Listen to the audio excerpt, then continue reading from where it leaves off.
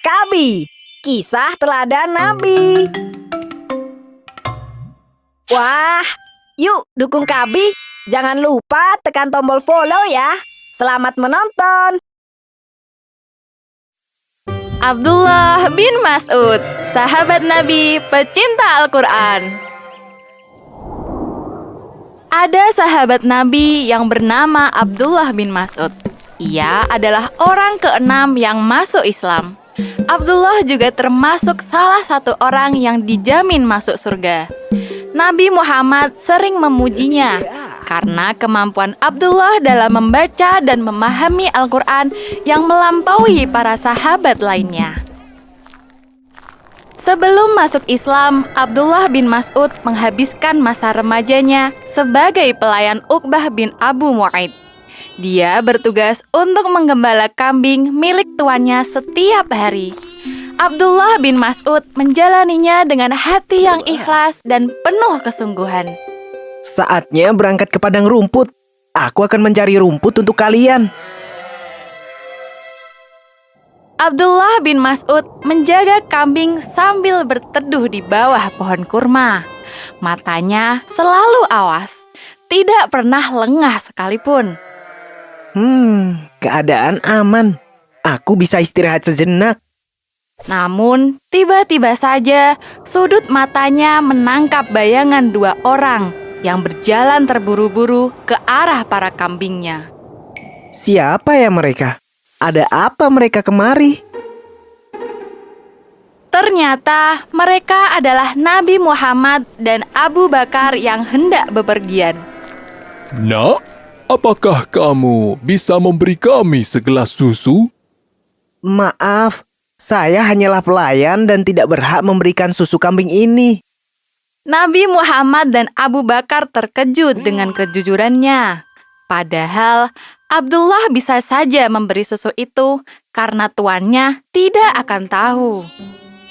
Apakah kamu punya kambing betina yang mandul? Ada? Atas izin Allah, kambing itu mengeluarkan susu yang banyak setelah Nabi mengusap tubuhnya. Abdullah bin Mas'ud pun takjub dan bertanya tentang keajaiban yang dilihatnya. Nabi pun memberitahukan tentang mukjizatnya sebagai Nabi. Setelah melihat mukjizat yang dimiliki oleh Nabi, Abdullah pun memutuskan untuk masuk Islam. Selama berhari-hari, Abdullah bin Mas'ud merasakan bahagia yang tidak pernah dialaminya. Ia ingin belajar tentang Islam lebih jauh lagi. Mohon terima saya sebagai pelayanmu, wahai Nabi Muhammad. Alhamdulillah, Nabi menerimanya karena melihat kemuliaan dalam diri Abdullah bin Mas'ud.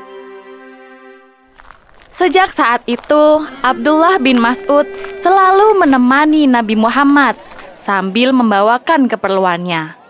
Jika Nabi Muhammad hendak tidur, maka Abdullah membentangkan tikar. Ketika Nabi hendak bepergian, ia menyiapkan perbekalannya. Bahkan, Abdullah bin Mas'ud pernah dianggap sebagai keluarga Nabi karena terlalu sering mendampinginya. Abdullah bin Mas'ud menjadi pribadi yang lebih baik setelah tinggal dengan Nabi Muhammad. Dari yang sebelumnya takut dan menunduk malu di hadapan kaum Quraisy, menjadi tegap dan berani saat melewati mereka. Bahkan, Abdullah bin Mas'ud pernah membacakan Al-Quran di samping Ka'bah, sebuah keberanian yang tak dimiliki sahabat manapun. Saat itu, Abdullah sedang berkumpul dengan para sahabat. Tiba-tiba, seseorang bertanya, "Adakah yang bisa membacakan Al-Quran di hadapan orang Quraisy?" Tentu saja ada, dan itu aku.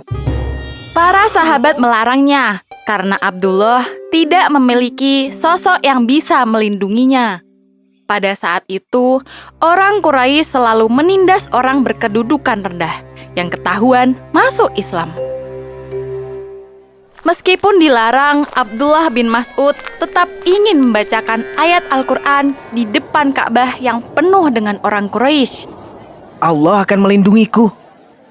Abdullah membacakan surah Ar-Rahman di samping makam Ibrahim. Orang Quraisy segera mendatangi dan memukulnya. Beraninya kau menyerukan ajaran Muhammad di sini, padahal kau hanya orang rendahan. Abdullah bin Mas'ud kembali ke tempat para sahabat dengan tubuh penuh lebam dan berdarah.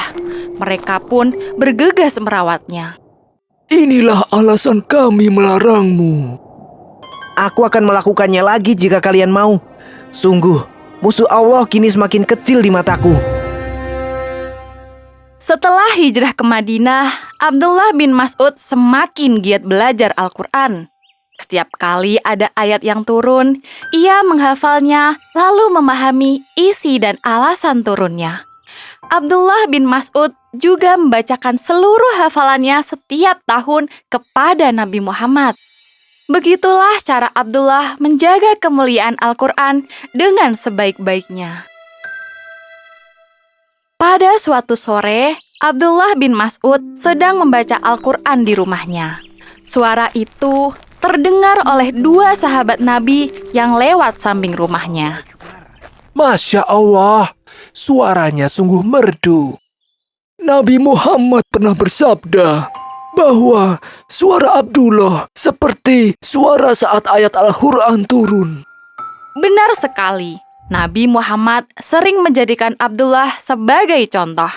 Seperti hari itu ketika para sahabat bertanya, Jika engkau sedang pergi, kemana kami harus belajar, wahai Nabi?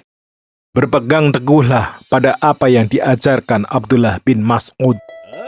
Semenjak itu, para sahabat sering belajar Al-Quran dari Abdullah. Ilmu Abdullah terus-menerus bertambah, hingga suatu ketika Umar bin Khattab mengangkatnya sebagai khalifah. Aku amanahkan engkau untuk menjadi hakim dan penanggung jawab keuangan di Kufah, wahai Abdullah. Masya Allah, semoga Allah selalu membantuku dalam hal ini. Khalifah Umar memberikan jabatan itu kepada Abdullah bin Mas'ud bukan tanpa alasan. Ia percaya dengan kemampuan Abdullah memahami hukum Islam. Abdullah bin Mas'ud memahami Islam lebih baik daripada orang lain. Ia yakin Abdullah bin Mas'ud akan menjalankan sebaik-baiknya sesuai dengan ajaran Al-Quran. Bertahun-tahun berikutnya, Abdullah mengemban tugas mulia itu dengan sangat baik. Dia mengabdikan seluruh hidupnya demi masyarakat. Hal ini membuat para sahabat heran. Pada satu kesempatan, Khalifah Utsman pernah bertanya, Sebenarnya apa yang kau cari di dunia ini? Ampunan, Kau tidak ingin meninggalkan harta benda untuk anak cucumu? aku mendengar Nabi Muhammad bersabda, barang siapa yang membaca surat Al-Waqiah tiap malam, maka tidak akan pernah tertimpa kefakiran selamanya. Oleh karena itu, aku membiasakan anak cucuku untuk membaca surat Al-Waqiah setiap malam. Abdullah bin Mas'ud wafat pada 32 Hijriah dan dimakamkan di pemakaman Baqi.